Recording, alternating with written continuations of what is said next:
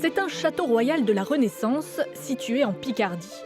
Et s'il attire aujourd'hui tous les regards, c'est parce que le château de Villers-Cotterêts abrite la nouvelle cité internationale de la langue française. Un lieu dédié à la richesse de notre langue, à son histoire et à son évolution. C'est Emmanuel Macron qui est à l'origine du projet.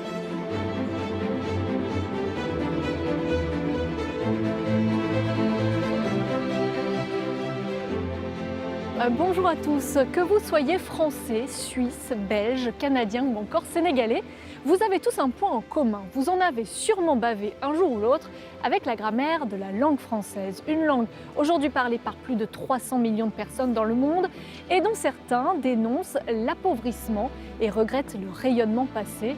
Alors qu'en est-il réellement? Allons voir ce qu'en pensent les spécialistes à la Cité internationale de la langue française.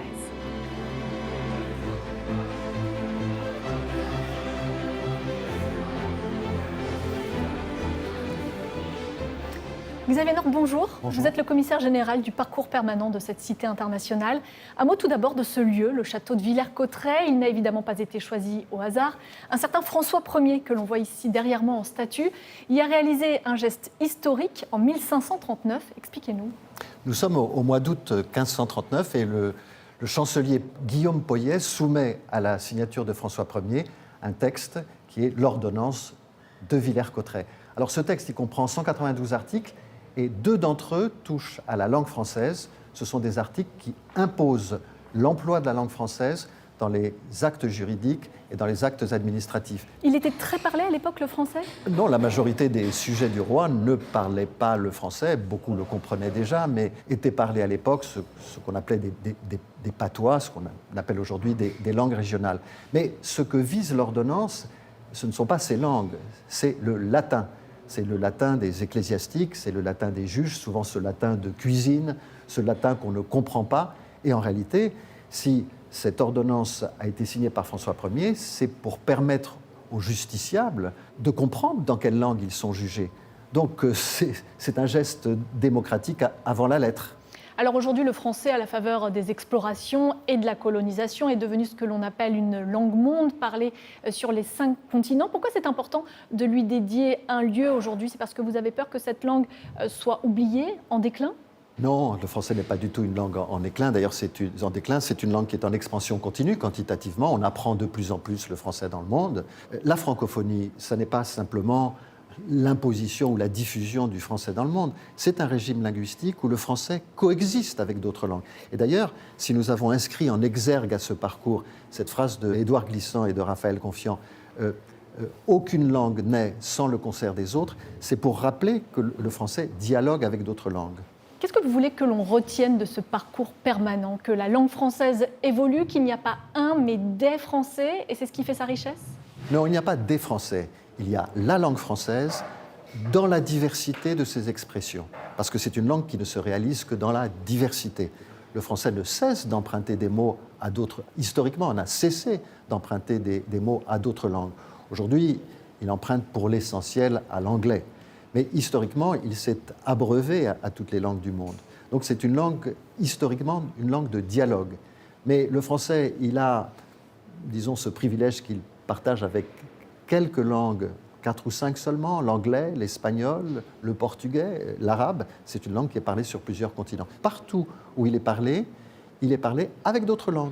Il est parlé à côté de l'arabe au Maghreb, avec le foisonnement des langues africaines, à côté de l'anglais en Amérique du Nord. Et en France même, il dialogue avec les langues portées par des flux migratoires, l'arabe dialectal par exemple, ou le berbère, et bien entendu avec les langues régionales dont malheureusement la survie ne tient plus qu'à leur enseignement, puisque ce sont des langues qui ne se transmettent plus guère de manière générationnelle. On observe pourtant un net regain d'intérêt pour les langues régionales justement en France. Certaines écoles maintenant enseignent le basque, le breton. C'est plutôt positif selon vous? Bien sûr, c'est une manière de se réapproprier notre histoire linguistique, car en deçà de ce monolinguisme officiel, il faut savoir qu'on a toujours parlé d'autres langues que le français en France. Ce monolinguisme officiel a dissimulé cette vérité. Mais le paysage linguistique de la France est un paysage pluriel. Donc ce n'est pas une menace pour le français? Non, ce n'est pas une menace pour le français. Ça a pu l'être à un moment où le français cherchait à s'imposer. Mais aujourd'hui, le français est la langue de la majorité de nos concitoyens. Donc ces langues régionales ne sont en aucune manière des menaces pour le français. Qu'il soit parlé à l'école, au travail, en famille, dans l'administration ou les médias, le français continue d'être pratiqué par de nombreuses populations. Mais n'est-il pas menacé, dans certains endroits du monde, par l'hégémonie de l'anglais ou par les brouilles diplomatiques?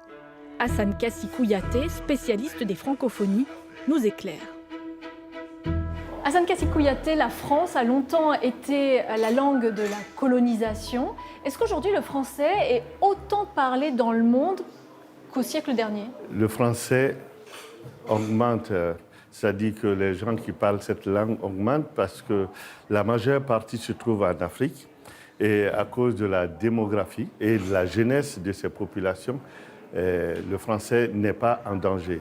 Et il y a aussi le fait que ces pays, et plusieurs pays d'ailleurs, se rejoignent par rapport à cette langue. C'est notre langue de communication, c'est notre langue de la pensée. C'est devenu une langue aussi qu'on utilise de plus en plus pour créer, et pour commercer et pour étudier. On sait qu'il y a aujourd'hui, on en a beaucoup parlé sur France 24, un fort rejet de certains pays africains pour la France.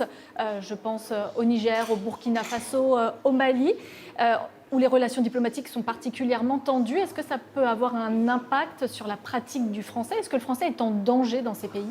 Alors moi, je pense qu'il va falloir relativiser. Quand on dit qu'il y a des rejets de la France dans ces pays, je ne dirais pas ça parce qu'on n'a pas fait de sondage. Après, il y a des problèmes entre les États. Ça, c'est indéniable.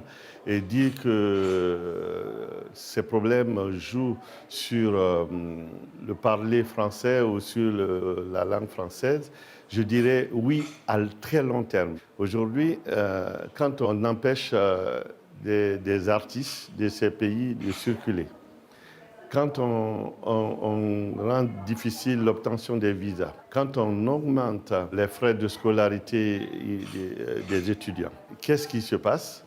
Il y a d'autres pays qui profitent de ça et qui prennent le terrain. Donc les gens vont étudier où? Ils vont étudier en Chine, ils vont étudier en Turquie, ils vont étudier en Russie. Les Russes, les Chinois et même les Coréens du Sud sont en train de créer des centres culturels dans ces pays. Et on sait qu'on vient vers une langue par sa culture en général. Je pense que dans 10-15 ans, si ça continue comme ça, et j'ose espérer qu'on va trouver des solutions, la pratique de la langue française va reculer. Donc c'est à la France et au gouvernement français de prendre en main les choses pour permettre aux Français de continuer à s'épanouir et à évoluer dans ces pays-là. Je pense que c'est de bonne guerre. Il faut qu'on soit vigilant.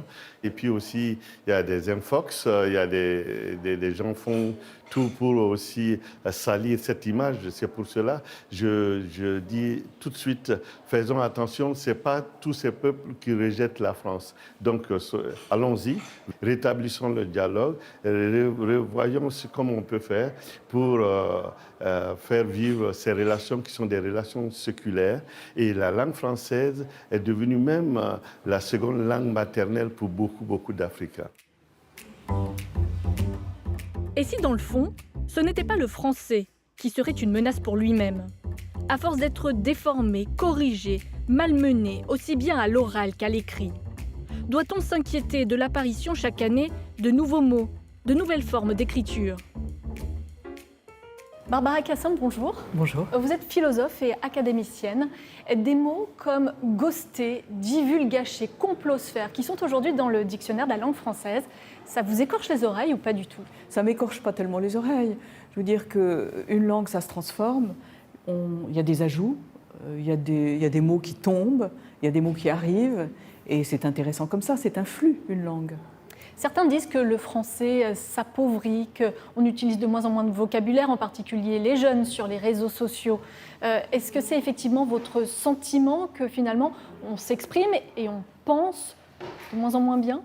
Je ne dirais pas ça comme ça, ou plutôt je dirais qu'on a toujours dit ça. On a toujours dit qu'on s'exprimait, qu'on pensait moins bien qu'avant. Et je ne crois pas du tout que ça soit vrai. Et je pense que la langue, elle est faite pour bouger. Donc, je crois qu'il faut lui fiche la paix. L'évolution d'une langue dit aussi beaucoup de l'évolution de notre société. En ce moment et depuis un moment maintenant, il y a un débat en France sur l'écriture inclusive qui consiste à diminuer les inégalités de genre dans la langue française. Est-ce que vous y êtes favorable? Je suis pour diminuer les inégalités de genre. Maintenant, je ne pense pas que l'écriture inclusive soit une bonne manière de le faire.